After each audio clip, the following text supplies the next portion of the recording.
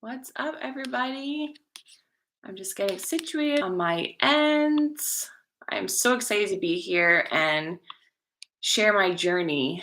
I guess I feel like you just get lost in it and you don't want to like toot your own horn. And people are like, oh, that's a cool story. And I thought it was cool that Coveted Maid wanted me to share my story, even though I'm not a business owner. I kind of made a little business within my someone else's business, which I think is cool. I have a really great relationship with my bosses and I work at a really big salon. Sorry guys, I'm just getting this situated. How's everyone? Okay. It's rainy here and I'm holding my dog because I don't want him to bark because my baby is sleeping and I just don't want him to, you know. Okay, so what's up everybody? Okay, so my name is Katie Axentu. I live in New Jersey, if you're familiar with it. I work in Morristown, New Jersey. So I work at a salon called Bloom Salon. It's a really, really big salon. There's like 20 chairs. I started working there when I was 19. So I started off as an assistant, of course. Worked my way up, became a regular stylist. Obviously, previously to that, I started doing hair from back in a beauty school. I did Votech. I did like a vocational school. Everyone made fun of me, of course, and called it slow tech. I didn't care. I just went like half a day for my regular high school, and then the other half of the day I would go to my beauty school. So I loved it. It was a happy medium for me. I felt like I was never a great student. I was never good at it. I had to try really hard, and even when I tried really hard, I still wasn't good at it. So I mean, obviously, let's face it, when you're not good at something, it's just not fun. So I started beauty school when I was in high school, and I didn't really, I mean, who really knows what they want to do when they're 16? So I feel like I was lucky that I fell into something that I really ended up loving. I love to talk to people. I feel like I learn a lot from people when I hear them speak. The salon that I work at is really high end. So, me, 19 years old, grew up in, a regular lower middle class family. I felt like a lot of the clients there were high end and they had these big time jobs and they were just like important people. And I just fell in love with like hearing their stories and where they went and what the clothes they wore. And just like, I just wanted to learn about it. I just wanted to be around it all the time. So I just fell in love with the process and I fell in love with just making people feel good about themselves. So I did hair, I want to say, um, I don't know. I guess I was like 7 years into my career and I wanted to find like a niche. I wanted to find something that I really like love doing. I love making people feel good. I love doing colors and cuts. I felt like they complemented each other, which was awesome. But I just like wanted more. I worked for a brand at the time. I worked for Kerastase for a couple years. I educated for them.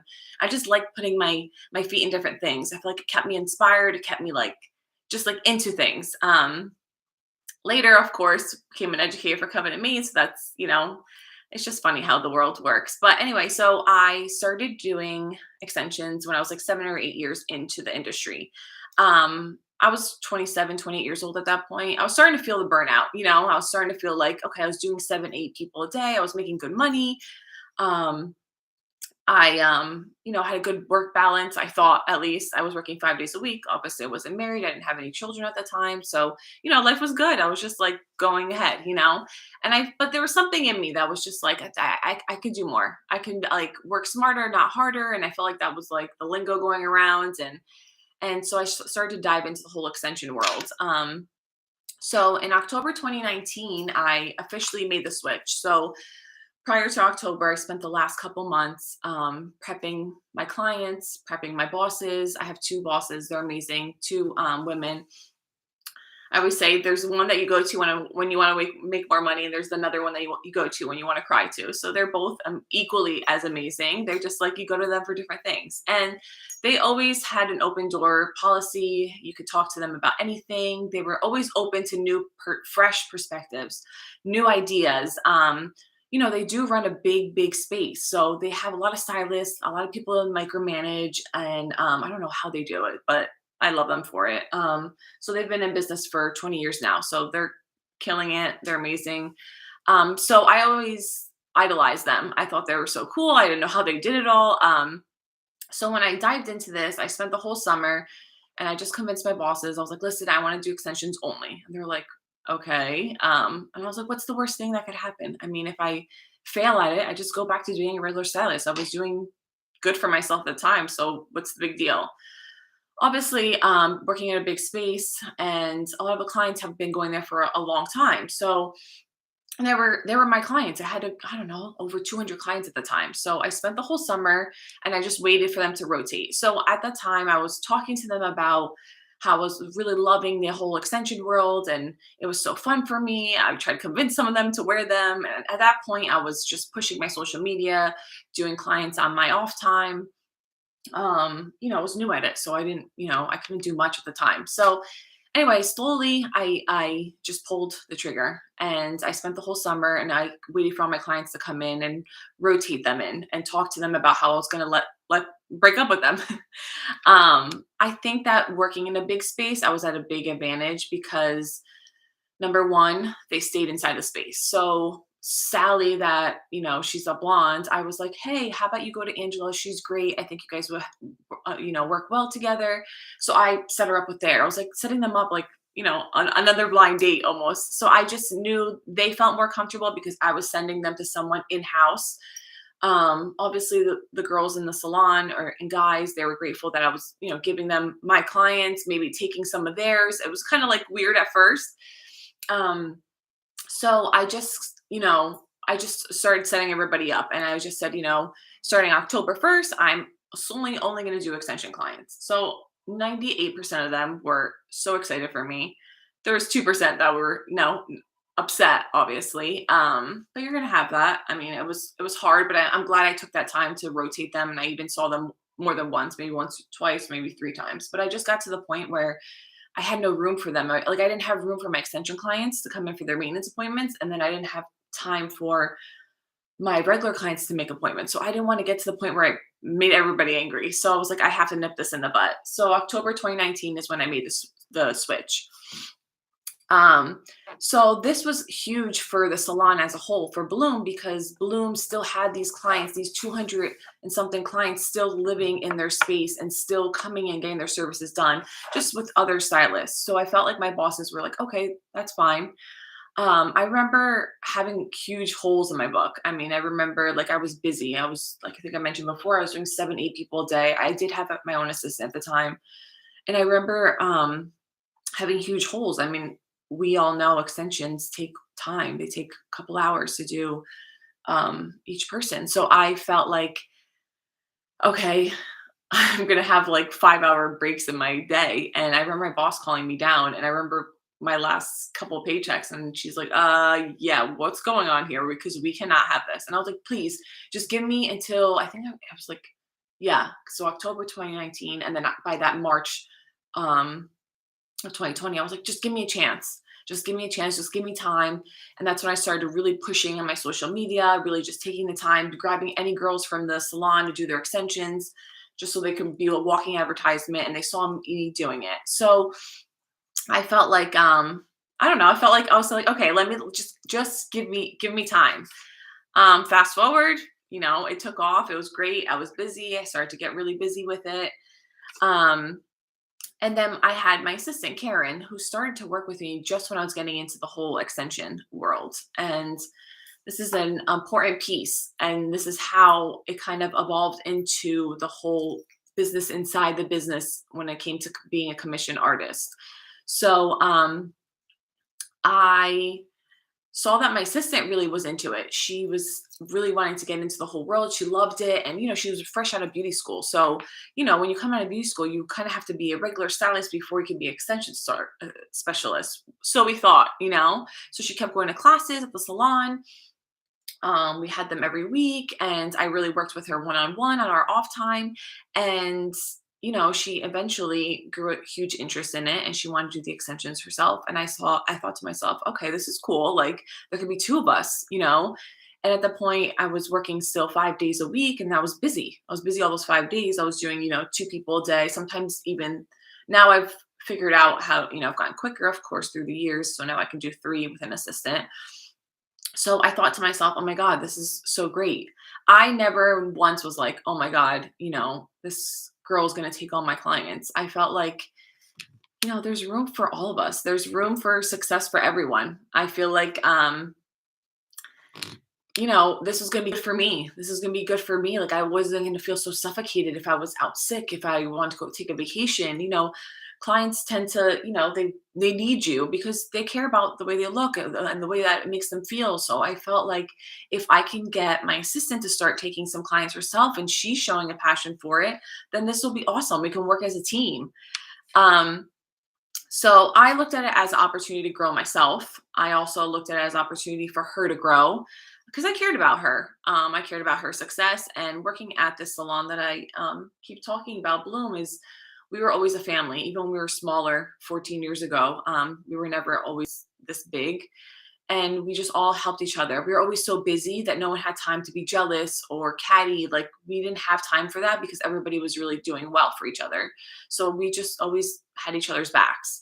So I felt like that with Karen. So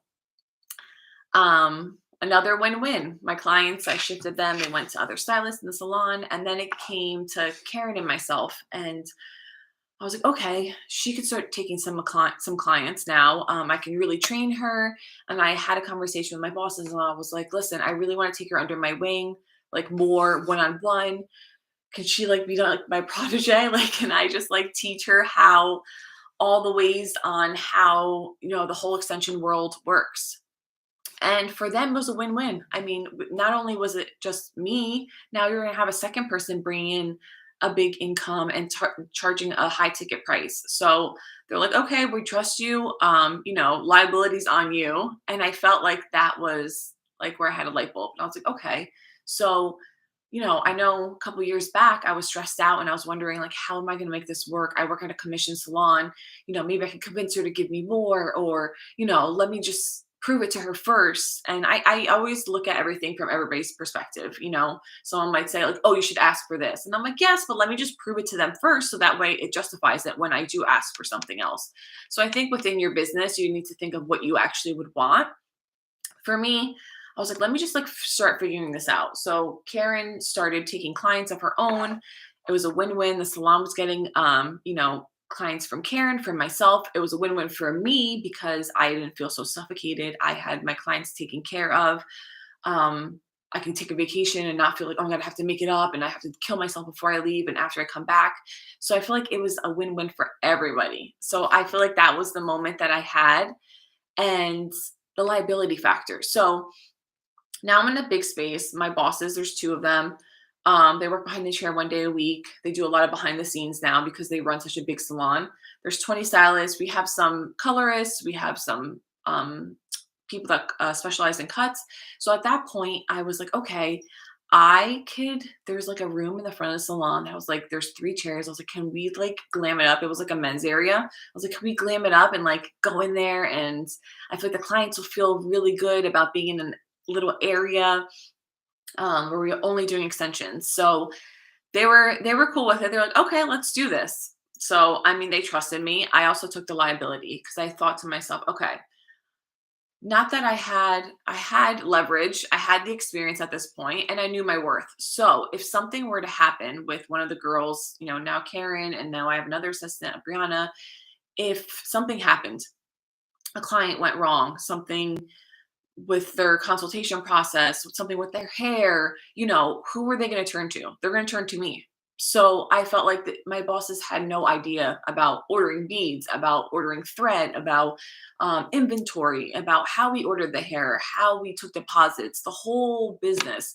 And I felt like I put in so much of that work at the time. So, and it was a lot of energy and a lot of like figuring out and a lot of stressing and trying to figure out how I was going to make this work in a commission salon. So I was like, okay, this is my leverage. This is my way I'm going to sell it to them and say, listen, I'll take this all on. And I don't want to ever feel resentful, like you're not paying me, or, I helped her with this, so give me X amount. So I worked out a system with my bosses, and it was something that we came up with compensation. And I think there's so many different avenues people can go in with when it comes to this. It could just be a separate salary. I mean, I have commission, obviously. For us, it worked that way. It was just like a different compensation, a separate one. As long as you guys hit X amount of numbers, I'm cool with this, and then we can revisit it. So that was really important for me, that I didn't want to feel resentful, like, oh my God, I'm putting all this work in, and, how am I gonna, how's she gonna pay me? Like, this isn't my salon. I didn't come from that place. I did, but I didn't. And I just used it as an opportunity to grow myself. And then we became this little team inside the space. And I felt like our clients were like loved, I also looked at it as an opportunity. So let's say Sally couldn't get in for her appointment.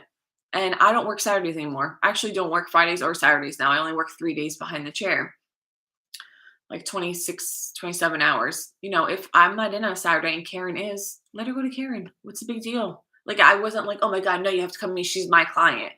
She's still in the she's still in the building. One time she goes to Karen, the next time she comes to me. Also, this became a good segue for me to raise my prices. So I said the demand was there. I was busy every single day. So I was like, okay, it's time to raise my prices. And then the next person could come in as like a level two, or I'm sorry, I was gonna be level one, she was gonna be level two, and it was a lower price point. So the client that maybe didn't want to keep up, or instead of them leaving and trying to find a less expensive option and leaving the salon, they were staying in the building again. So this all created a culture within the salon and my bosses and myself, painting a picture for them. Like, this is cool. Like, let me have this. Let me run this department, because this is great for you guys. This is great for me. This is great for you guys. Yes, I don't have the bills to pay for. I don't have the overhead to pay for. I have different types of headaches. But they don't have the headaches that, they have 20 stylists behind the chair. I think they have like almost 100 employees in the salon. So it was taking things off their plate. And I felt like that was way I really sold it to them, and they trusted me. And I feel like that's great leadership on their end, because they let me have control. And then as a commission stylist, I stayed really positive and super motivated, because they gave me that authority, that drive. And they were like, just do your thing. And they just watched me from the sidelines. And every time I need something, I go to them and we troubleshoot together. But I felt like, my assistant's now, she's a stylist for 2 years now. I ended up going on maternity leave. She took care of all my clients while I was gone, which is amazing. Then she kept some of my clients, which is even more amazing. Like, go ahead. Like, this is great. I got some new clients, because I hadn't been able to take new clients in 2, 3 years, because I was too busy. And then I got pregnant, so I couldn't really take on that many people during the day. So I feel like this is like a win-win. I was starting to get new clients, some fresh, heads in my chair. I wanted to really dive into some different, wigs and toppers and things like that. And I felt like I didn't have the time for it. So because I was able to train my assistant and now stylist Karen, she was, she's killing it, and she's still killing it. So now I'm at the point where I do have another assistant, Brianna. Now she's going on the floor. So I work 3 days behind the chair. So she works with me, still assisting me 2 days behind the chair. And the other 2 days, she takes her own clients. So we're easing her in. I don't want her to be sitting all day like I kind of was in the very beginning, the first couple months before it started really rolling for me. I felt like it was smart to just kind of ease her into it, get her feet wet, and that way she's still learning with me and still communicating with my clients and taking a little bit of my overflow. So that's how I just sat there and thought about it. And I feel like with the experience, this will be my third year going, the experience just elevates you. And I felt like I was around like-minded artists, and I would hear their stories, and how do you do this, and how do you add more clients, and how do you have room for it, and how do you raise your prices? So all these things, even though in their salon spaces, maybe they have booth rental, maybe they own their salons, maybe I don't know what their journey's like, but for me, this was my journey, and I felt like, okay, this is cool. So I feel like with experience, you get to talk to so many amazing stylists, and everyone's so like-minded, and they want to hear your ideas. They want to, and like I said in the beginning of this live, is that's how you learn. That's how I learn, at least from hearing people talk, hearing from people's experiences. That's how I learn. So success happens when you own your right. My bosses always told us, if you have passion, the money will follow, and I totally believe in that. Um, Also, before I wrap this up, I watched this show on Netflix. My husband's like obsessed with it. It's called How to Get Rich. You guys should check it out. I forgot I think he was like an accountant. He wrote a book. I forgot his name now, but basically he was showing what your rich life would look like. So there was different walks of life on there. There was people making six figures. There was people who were not making six figures combined. There was couples. There were single people. There was people living in debt. And it was just like, what do you want your rich life to be? Do you want to fly first class and have a driver and go to your country club? Like, if that's your rich life, that's cool. Others on there was this one couple. He wanted to retire his mom, and the husband wanted to retire his mom, and he's like, I just want my mom to be comfortable, so that's my rich life. And he just made a normal living. He didn't want to be in debt, and he wanted to help his mom. So I think just think about what your why is, and if I could tell another commission artist what, if I can give them any advice, I think about what you would want within your space. If you like your salon culture and you love your salon and the people you work with, don't feel the pressure of having to leave because you want to be extension exclusive. I feel like you can be the only one in the salon. You can build a team like I am. I mean, I feel like sky's the limit. It's just thinking about what your why is. And for me, in my where I am in my life right now, I have a 1-year old. I felt like that's organically just kind of works itself out. I felt like I had the help. I had Karen, I have Brianna, I have them taking on the load so I didn't feel so suffocated all the time. Oh, someone came undone, someone's bee came out, oh, I'm not there that day. Great. One of my girls is there. They could take care of you. So for me, right now, owning a salon is not in my pathway. I don't know in the future if it ever will be, but for right now, it's working. We're growing our team. We actually have a couple other artists in the salon that have piqued some interest in getting to the extension world. So I feel like didn't have, if I didn't have let them be successful and let them, succeed as well, and, help them throughout, I wouldn't be able to help others um, really grow. I'd be too busy. Not be able to take new clients, and then how would that benefit the salon? I'd be suffocated, and I would be just a grouchy girl that just doesn't want to share my knowledge. And I feel like that's not the world I want to live in, at least. So think about your why. Think about what you would want. For me, my time is precious. I want to be at home with my little girl. I want to be home with my family.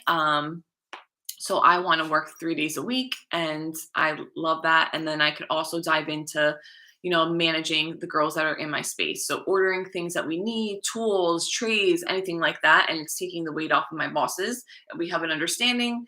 We have a compensation in a different way. And I think it's just figuring out why you want to do it, and how you want it to look like. So that being said, the experience is coming up. There's still a couple tickets left. There's going to be a link at the bottom of this video. You could apply.